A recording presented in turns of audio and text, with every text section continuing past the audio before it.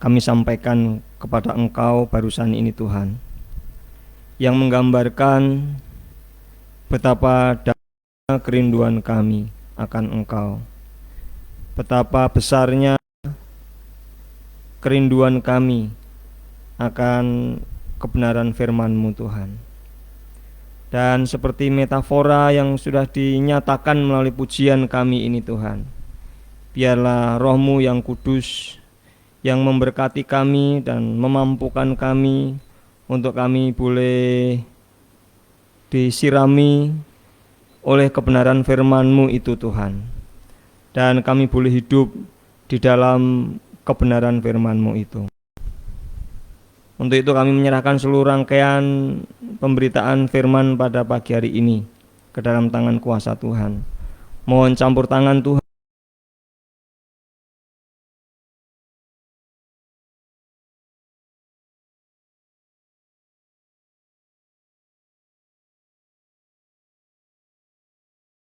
Tuhan. Tuhan kiranya yang memampukan setiap kami untuk kami boleh mengerti dan memahami, dan pemahaman akan firman-Mu ini boleh memenuhi kehausan hati kami akan Engkau Tuhan. Terima kasih Tuhan, kami mau menyerahkan waktu ini dari awal pertengahan hingga akhirnya. Kiranya boleh jadi hanya di dalam nama Tuhan kami Yesus Kristus. Haleluya. Amin. Silakan duduk kembali. Selamat pagi bagi kita semua, salam bagi kita.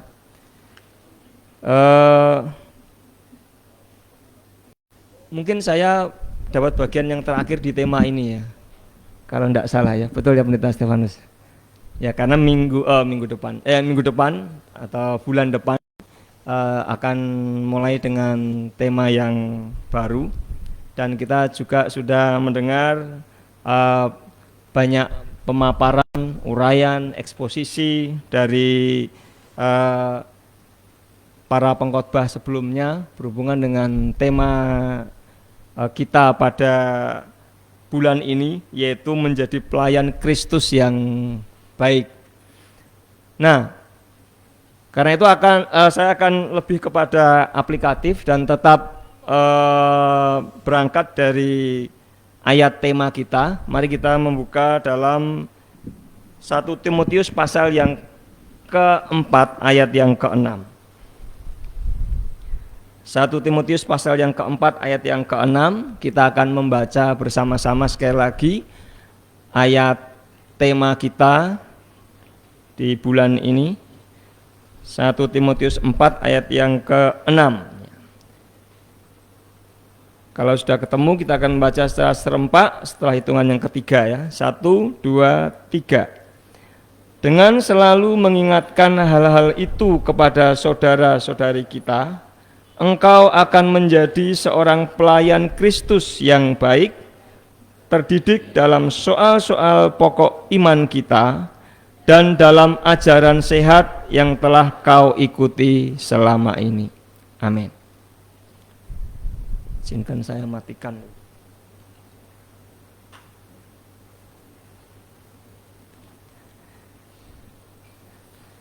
Ya, kalau kita mencermati ayat ini,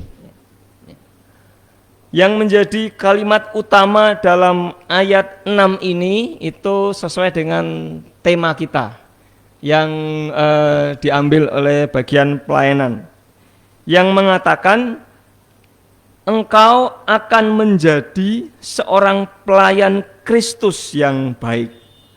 Engkau akan menjadi seorang pelayan Kristus yang baik. Kenapa saya katakan ini kalimat utama? Karena kalimat ini ada dalam bentuk indikatif. Kalau kita sudah belajar bahasa Yunani ya. Ini ada dalam bentuk indikatif dan ini menjadi kalimat utamanya. Engkau akan menjadi seorang pelayan Kristus yang baik. Nah, dari kalimat utama ini kemudian diperjelas oleh dua klausa dalam bentuk partisip. Ada dua klausa yang dalam bentuk partisip yang menjelaskan kalimat utama ini. Yang pertama yaitu klausa yang dituliskan di situ, dengan selalu mengingatkan hal-hal itu kepada saudara-saudara kita. Dengan selalu mengingatkan hal-hal itu kepada saudara-saudara kita. Itu klausa yang pertama dalam bentuk partisip. Klausa yang kedua juga dalam bentuk partisip, itu yang mengatakan terdidik dalam soal-soal pokok iman kita dan dalam ajaran sehat yang telah kau ikuti selama ini. Terdidik dalam soal-soal pokok iman kita dan dalam ajaran sehat yang telah kau ikuti selama ini. Nah, dari dua klausa partisip ini menjelaskan kalimat yang utama tadi. Engkau akan menjadi seorang pelayan Kristus yang baik. Nah, dari susunan kalimat atau sintaksis ini saya membangun dua garis besar dari ayat ini. Yang pertama, itu dari partisip yang pertama tadi. Dengan selalu mengingatkan hal-hal itu. Dan yang kedua, itu dari klausa partisip yang kedua tadi. Yang menjelaskan tentang hal terdidik dalam soal-soal pokok iman. Nah, klausa yang pertama, bentuk partisip yang pertama, itu menjelaskan tentang cara bagaimana seseorang dapat menjadi pelayan yang baik. Karena itu bagian yang pertama saya mau beri pernyataan di sini bahwa seseorang dapat menjadi pelayan yang baik dengan cara berani mengajarkan tentang kebenaran. Seseorang dapat menjadi pelayan yang baik dengan cara berani mengajarkan tentang kebenaran. Nah, dalam ayat 1 sampai dengan ayat yang kelima, Rasul Paulus mengingatkan Timotius bahwa di masa yang akan datang akan ada pengajar-pengajar sesat yang mengajarkan ajaran-ajaran yang tidak sesuai dengan firman Allah. Di masa yang akan datang, di masa ke depan akan muncul pengajar-pengajar sesat. Dan bukan hanya di masa yang akan datang. Ketika surat Timotius ini ditulis, itu sudah mulai ada. Tetapi ayat 1 sampai dengan ayat yang kelima ini mempersiapkan Timotius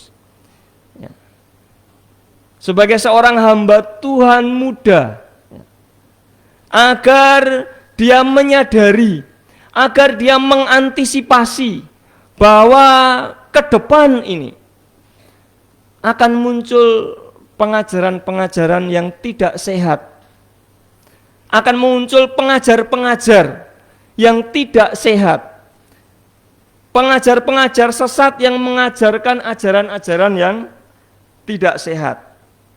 Mereka ini akan membuat orang-orang menyangkali imannya kepada Yesus Kristus, dikatakan di situ murtad, dengan mengikuti ajaran yang tidak sehat itu.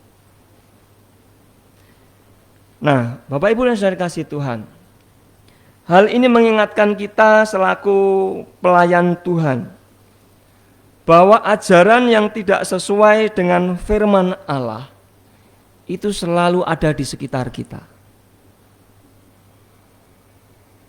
Ajaran yang tidak sesuai dengan kebenaran firman Allah itu selalu ada di sekitar kita.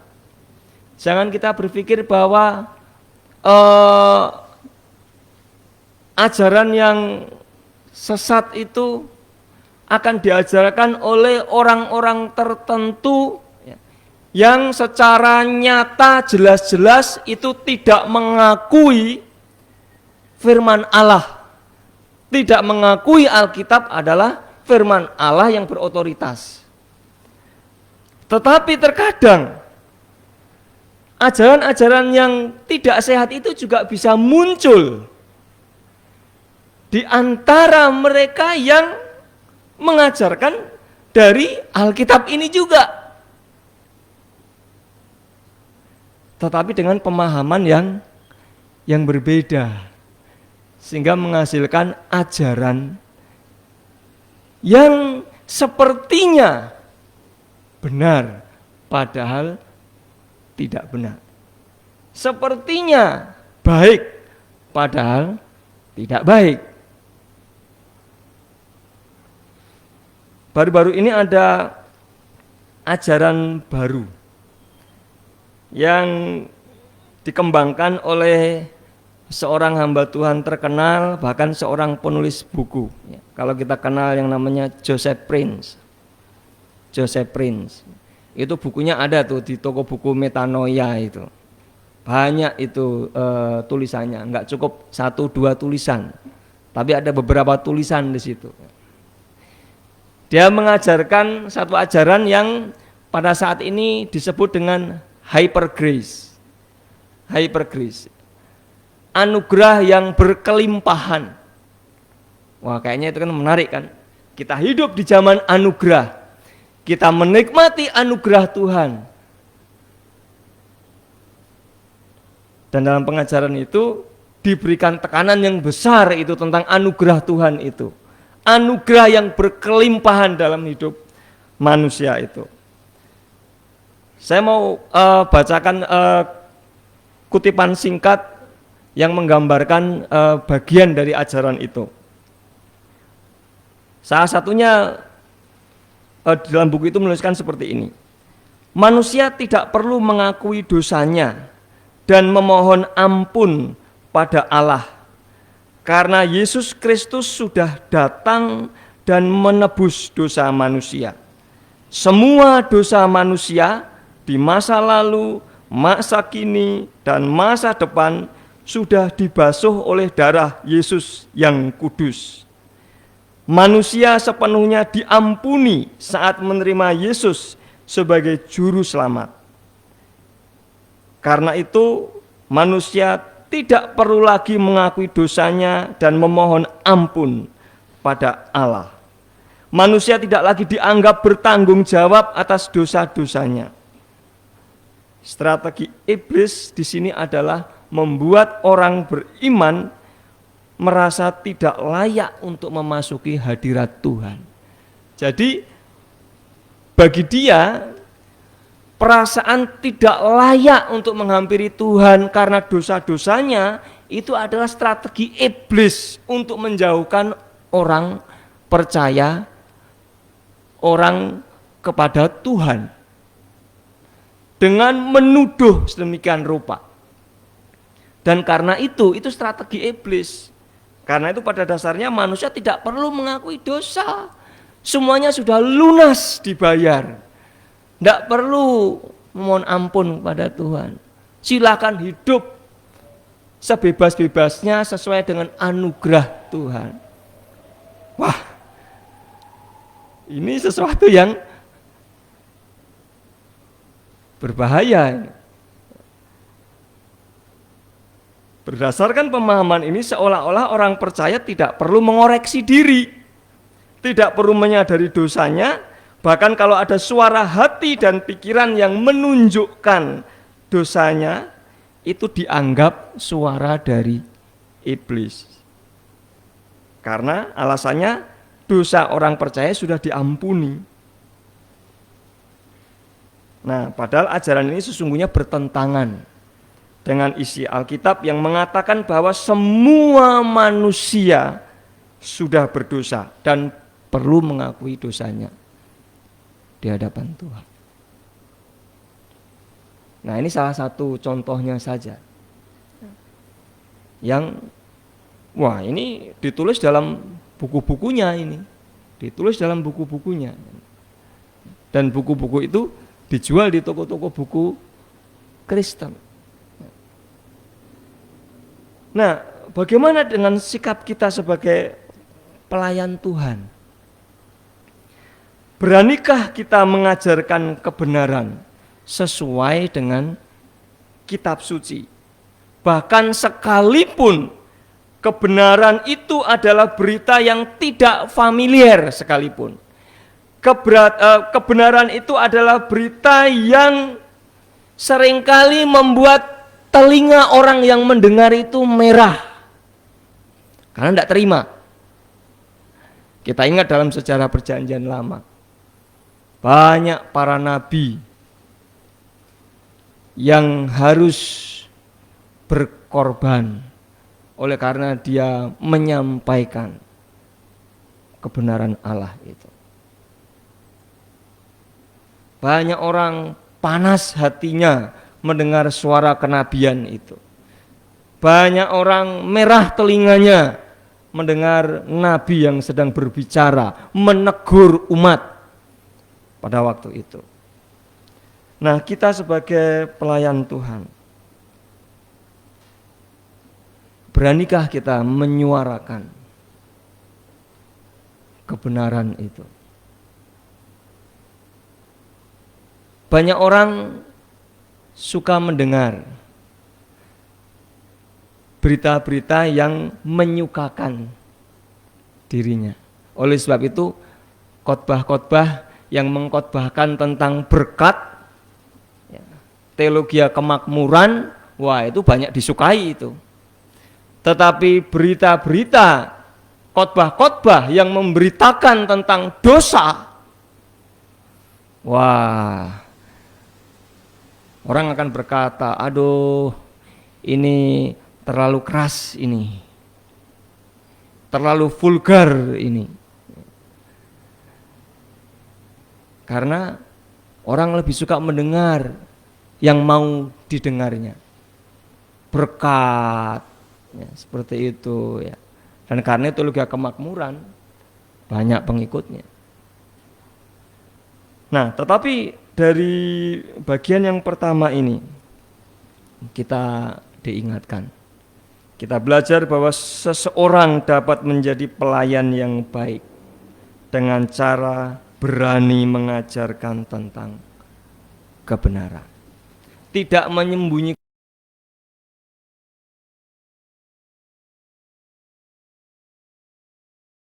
segala macam alasan dengan segala macam hal yang sifatnya toleransi.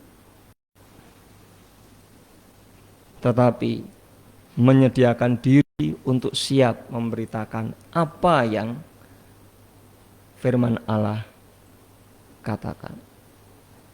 Timotius, seorang hamba Tuhan muda, diberi dorongan agar dia berani untuk menyampaikan kebenaran itu. Karena dia sedang dan akan menghadapi berbagai ajaran yang sedang mengganggu jemaat Tuhan pada waktu itu. Kita bisa membacanya dalam 1 Timotius, 2 Timotius, bagaimana pergumulan Timotius sehingga Paulus menuliskan suratnya khusus kepada seorang hamba Tuhan muda ini untuk menguatkan dia, untuk membesarkan dia sebagai seorang hamba Tuhan yang muda tetapi harus menghadapi orang-orang tua dalam jemaat. Orang-orang yang usianya jauh lebih dewasa daripada dia. Tetapi juga mereka itu juga ada dalam hidup yang sedang dipengaruhi oleh ajaran-ajaran yang tidak sehat. Seorang dapat menjadi pelayan yang baik dengan cara berani mengajarkan tentang kebenaran Allah. Yang kedua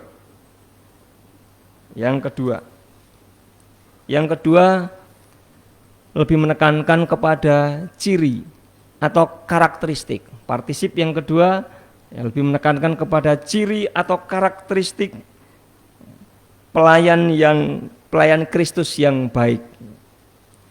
Ciri atau karakteristik pelayan Kristus yang baik adalah terlatih dalam firman dan ajaran yang sehat. Terlatih dalam firman dan ajaran yang sehat. Kalau dalam ayat yang ke-6 dikatakan terdidik dalam soal-soal pokok iman kita dan dalam ajaran sehat yang telah kau ikuti selama ini. Rupanya Timotius telah mengikuti ajaran yang sehat. Dan itu diakui oleh Paulus. Itu dipuji oleh Paulus. Hal ini mengingatkan kita bahwa Timotius sedari kecil telah hidup dalam iman yang sehat yang diajarkan oleh neneknya Lois dan oleh ibunya Eunike. Ya, itu di 2 Timotius pasal 1 ayat yang ke-5. Ya. Paulus memuji iman Timotius di situ. Mungkin kita lihat 2 Timotius pasal 1 ayat yang ke-5 ya. Saya akan bacakan itu. 2 Timotius 1 ayat yang ke-5. Dikatakan di situ, sebab aku teringat akan imanmu yang tulus ikhlas, yaitu iman yang pertama-tama hidup di dalam nenekmu Lois dan di dalam ibumu Eunike, dan yang aku yakin hidup juga di dalam dirimu. Bukan hanya itu, Timotius juga telah hidup dalam pengajaran yang sehat yang diajarkan oleh Rasul Paulus. 2 Timotius 3 ayat yang ke-10 dikatakan di situ. Tetapi engkau telah mengikuti ajaranku, cara hidupku, pendirianku, imanku, kesabaranku, kasihku, dan ketekunanku. Timotius adalah pelayan Kristus yang baik karena apa? Karena dia terlatih dalam firman dan ajaran yang sehat itu. Nah, karena itu dalam ayat 7 sampai dengan ayat yang ke-16 dalam 1 Timotius pasal 4 tadi, ayat 7 sampai ke-16 ya.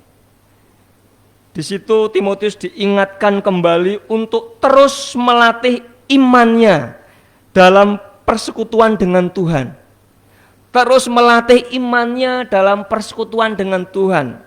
Tidak hanya berhenti kepada masa lalu di mana dia dididik oleh orang tua yang saleh dan dia diajar oleh Rasul Paulus dan dia meneladani Rasul Paulus.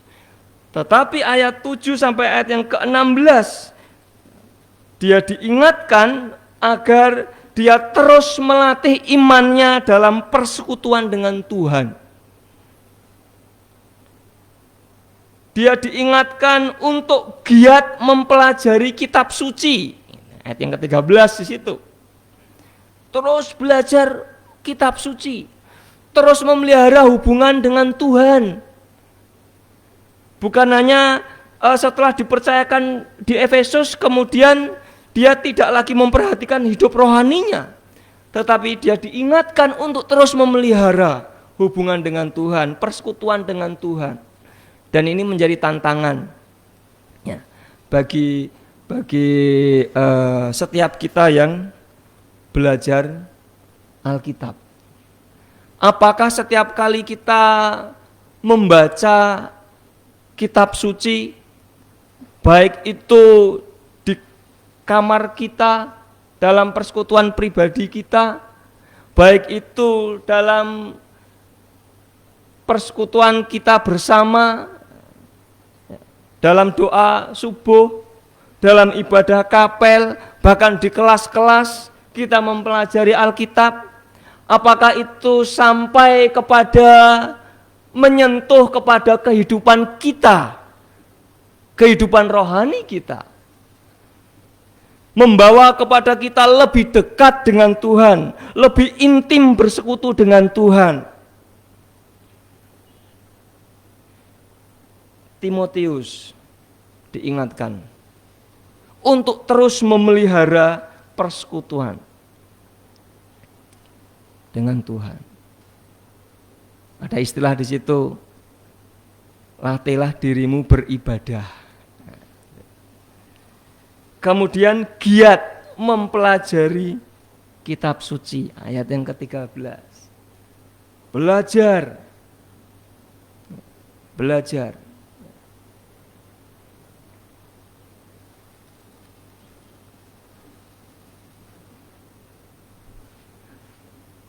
Dulu waktu saya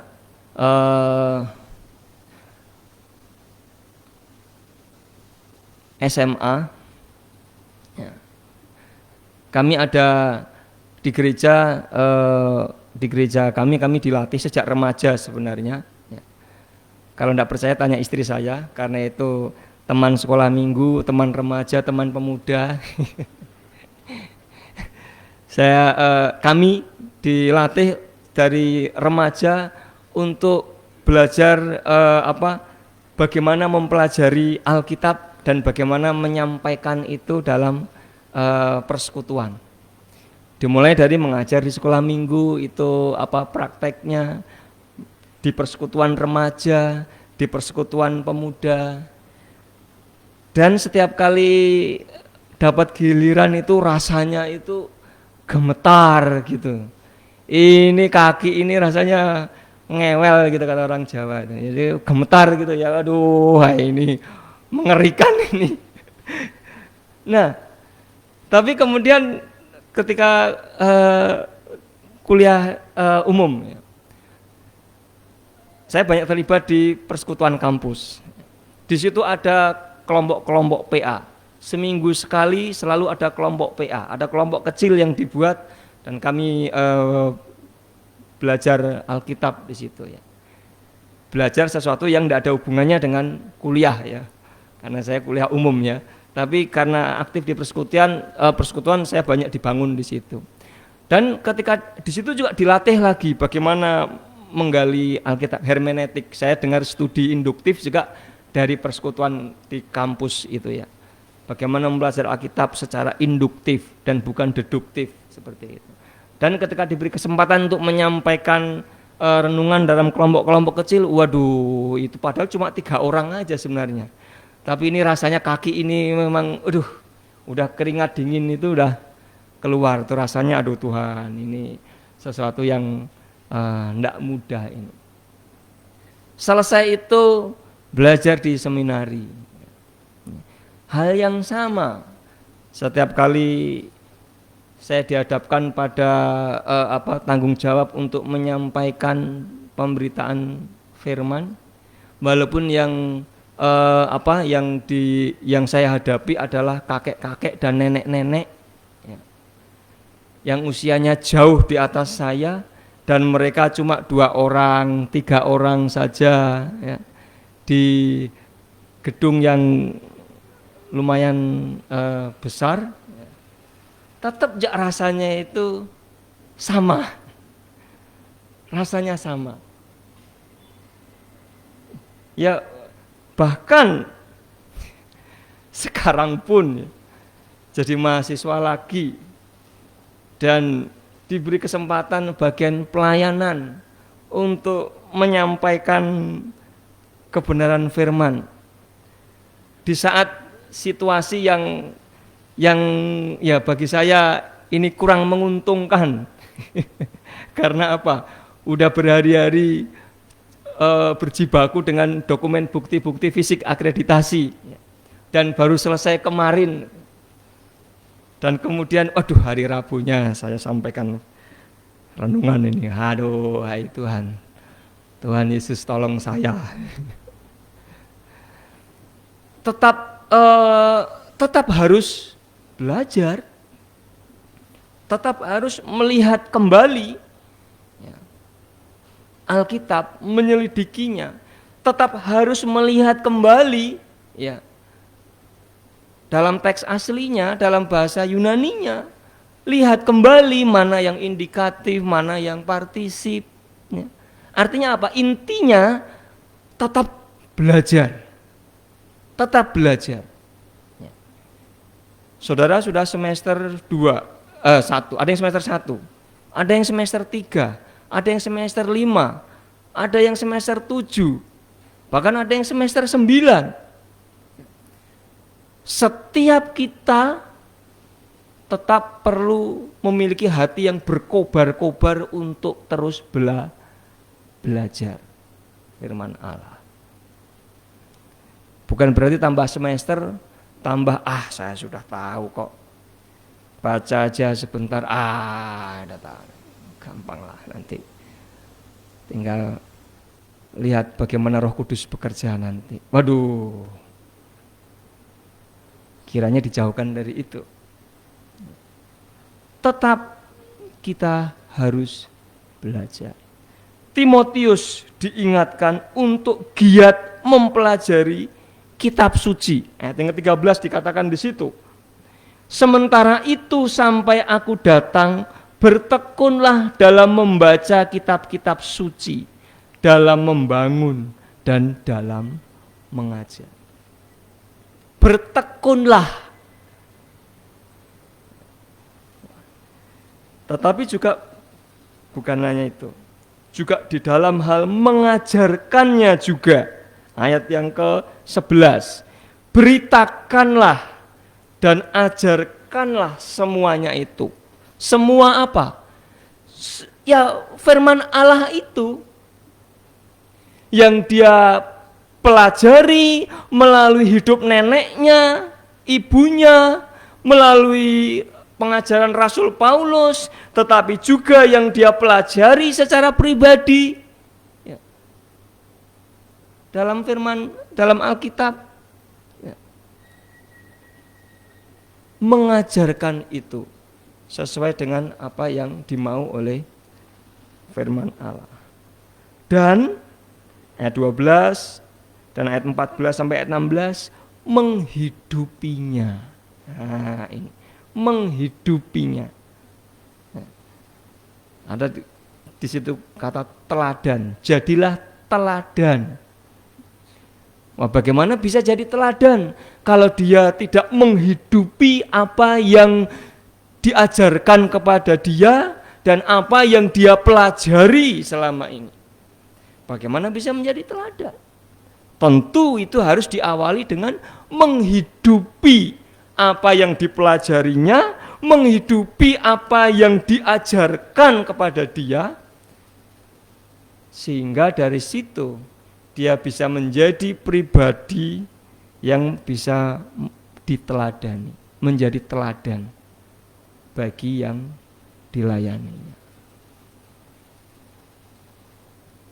Saudara sekalian, Bapak Ibu, saudara sekalian, hal ini mengingatkan kita sebagai pelayan Tuhan agar kita tidak berpuas diri dan merasa cukup dalam mempelajari firman Allah. Godaan bagi kita sebagai pembelajar firman adalah kita merasa sudah tahu dan akhirnya tidak mau terus belajar. Sebaliknya, kita perlu terus mempelajari firman-Nya dan menghidupinya agar kita terlatih dalam firman dan ajaran yang sehat itu. Yang kedua, ciri pelayan Kristen yang baik adalah terlatih dalam firman dan ajaran yang sehat. Terlatih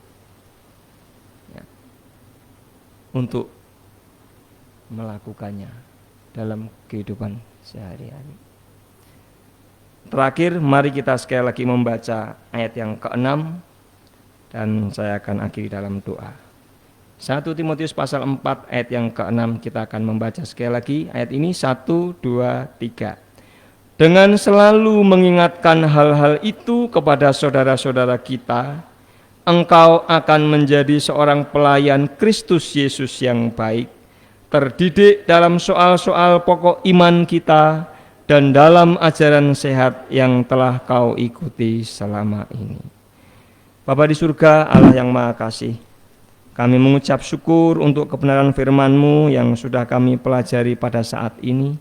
bahkan pada minggu-minggu yang telah berjalan sebelumnya Tuhan, yang memfokuskan kepada ayat tema ini. Kiranya pembelajaran kami akan teks ini menolong kami untuk terus bertumbuh di dalam pengenalan kami akan Engkau dan firman-Mu Tuhan. Dan kami terus hidup di dalam kebenaran firman-Mu itu.